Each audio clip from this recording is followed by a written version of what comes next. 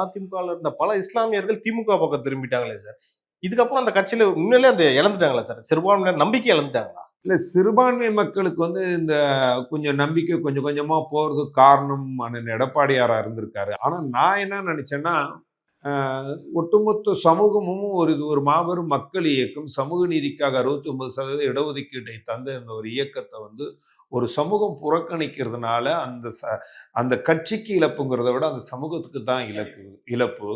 அதனால நம்ம பயணிக்கணும்னு எனக்கு நிறைய அந்த இஸ்லாமிய கட்சி தலைவர்கள்லாம் எந்த நிலையிலும் நீங்க அந்த கட்சியை விட்டு வந்துடக்கூடாது, அந்த கட்சியிலே இருங்க. சிஏஏ போன்ற சட்டங்கள் வந்தபோது அதிமுக ஆதரிச்ச போது கூட சொன்னாங்க.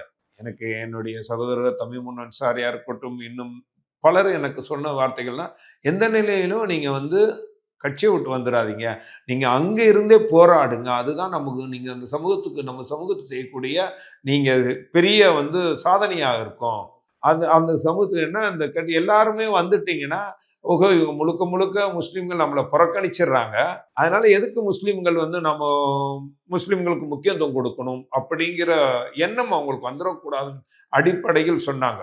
அந்த அடிப்படையில் தான் இந்த சமூகத்துக்கு ஏதாவது பிரதிநிதித்துவம் முக்கியத்துவம் கிடைக்கணும்னு நிறைய முஸ்லிம்கள் இருக்கிறார்கள். நானும் அந்த அடிப்படையில் தான் சிஏ சட்டம் வந்த போதும் சரி, முத்தலாக் சட்டம் வந்த போதும் சரி, என்ஆர் இது போன்ற சட்டங்கள்லாம் அதிமுக ஆதரவாக களத்தில் நின்று போராடணும், பேசணும்.